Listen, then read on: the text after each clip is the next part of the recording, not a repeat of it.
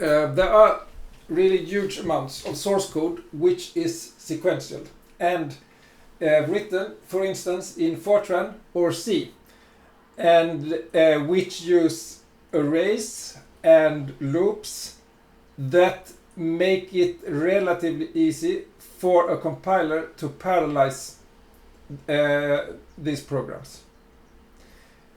For instance, the preflow push algorithm from Lab 0, I mean the code from Lab 0, it would be extremely difficult for a compiler to parallelize it, since it basically has to understand the algorithm to determine when it is safe to do things without locks, for instance.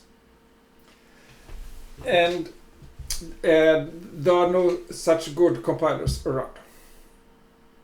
But for numerical programs, it is sometimes possible to use a parallelizing compiler and after a few seconds get a parallel program. So when we have a numerical program, or at least something which uses for loops, not necessarily for loops, but something, I mean, it's okay to have while loops or goto statements, because the compiler doesn't care the least if it's a for loop, a while loop, or a loop created with gotos.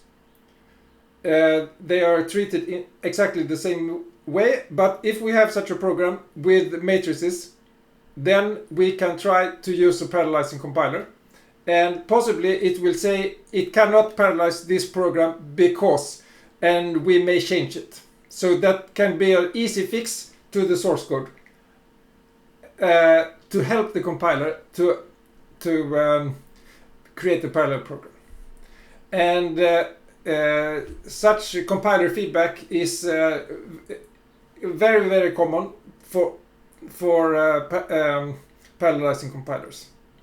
And if it's still not realistic to get the good performance, we may use OpenMP if we can determine, but the compiler cannot, that it's safe to run some for loops in parallel. And if that doesn't work either, then we may prefer to parallelize it manually. Okay, so the basic criterion on safety of parallelization is if the program produces the same output. Okay, and how can we guarantee that? Well, it's more difficult than we may first think. But the first thing to avoid, of course, is data races. That the compiler would introduce data races by running the wrong iterations at the same time. So the compiler must determine if there would be data races, if a certain loop would be executed concurrently. But even if there would not be any data races, if we run a loop in parallel, then the iterations will be different than from the sequential program, and that can cause numerical problems. Okay, and then it's a question on the accuracy of the output. Maybe it's better to get a fast program that has a difference in the 10th decimal, for instance, and can compute sufficiently accurate weather forecast, sufficiently good weather forecast several days ahead, than being exactly accurate. Well, it cannot be exactly, but to have exactly the same output as a sequential program, but finish a forecast only for the next day. I know at least one country that invested in supercomputers to help fishermen avoid drowning in the sea by computing good and accurate weather forecasts. Okay, so it should be sufficiently accurate. So which loops or which programs are easy versus difficult to parallelize? Well, matrix, as I have mentioned matrix computations. That's one option, and that's the easiest thing.